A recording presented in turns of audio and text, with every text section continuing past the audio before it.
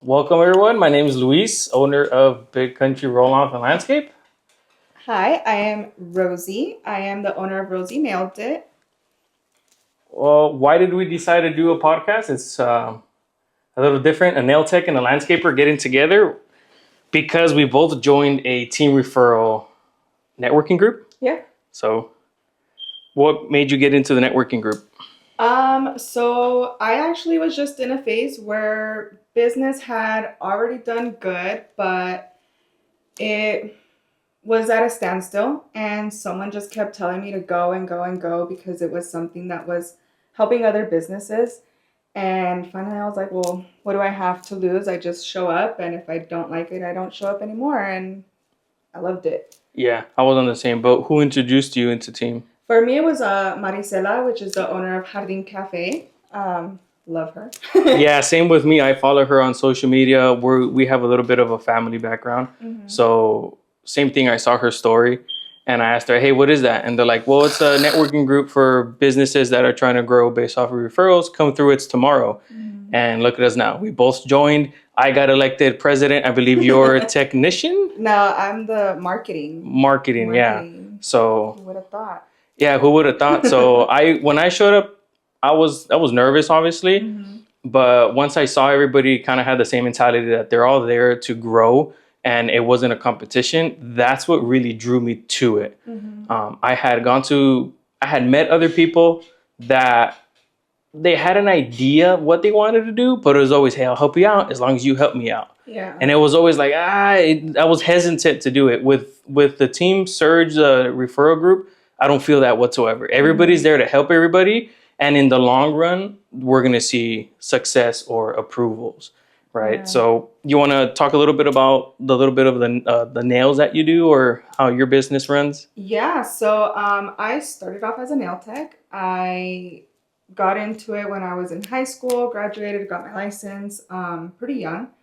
And then after that, I just kept expanding, kept wanting to do more with my business because I always just felt like there was just more I could do. And then I expanded into esthetician, started doing waxing, focused more on eyebrows. Recently started doing spray tans, which really just came out of the blue.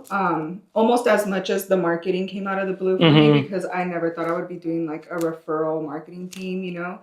Um, and yeah, and so I was at a point where I'm like, okay, I already have all this stuff, like this great stuff that I have to offer people. How do I get it out to people? That goes beyond social media because like this is easy, you know? Yeah. Like social, I mean, it's not easy. Social media is not easy, but it's easy to post stuff on social media and like hope that somebody shares it. But Yeah, because like I think we talked about it that you'll get people from Tennessee, right? yeah. And it's like, well, only when they come down they might visit you. For me, I've had two referrals based off of social media that they told me, "Hey, we saw what you were doing and we knew you were the perfect guy."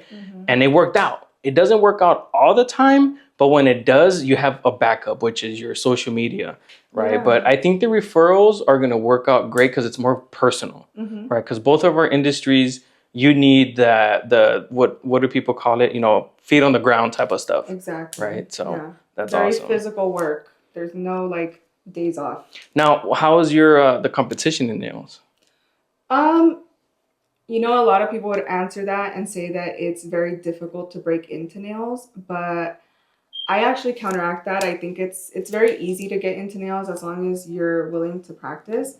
So the competition, you know, it's like there's different levels of nail techs.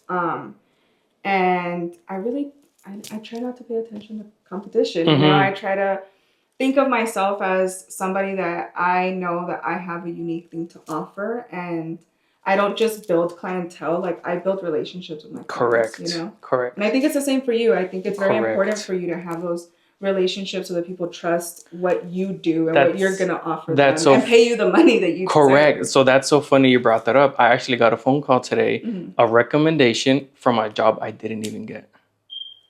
That tripped me out. Yeah. Right. And I asked her, well, who was it?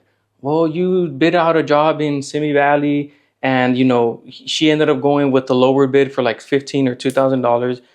And I'm like, okay, so why isn't she recommending that person? Well, she regretted it. The Wow. the the money side was a pain in the butt. The contracting side wasn't. They weren't organized. They didn't use the right material, and she just regretted it. So when I brought it up to her, I'm like, "Oh, just go with Luis. Go with Big Country. You know, I think he's gonna take care of you. I regret not going with him." So yes, it's very personal. And the same thing. I don't want a big clientele. I want the niche or the more right clientele. correct. Yeah, Correct. exactly. Yeah. So that's so funny how you brought that up, and that Yeah. happened to me today. So now I have a question for you. So we both kind of have the same ideas and reasons as to why we joined the referral team.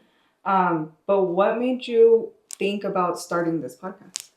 So there's a lot of people that are doing well online, right? So I'm in the process of organizing all platforms to upload everything, and hopefully that works out. It just broadens up our audience. Because of Team and because I brought it up to Team, I'm like, hey, is anybody interested in doing it? And everybody kind of like, I don't know. And then you and I were like, well, we'll do it. So I thought it would be super interesting. Why? What's interesting about a landscaper and a nail tech, right? Well, Team Surge and Silmar. I think that's what brings us together. So yeah, I think that's pretty much it. That's all we wanted to say for today. Right? I think that works out. That way, if you guys are interested in hearing another version of this, we could always bring in our vice president Ernie from Ruiseñores and our treasurer, who is Frank, who owns a nonprofit. So if you guys want to hear from them and our other team members, go ahead and keep watching us. Till next time. Bye.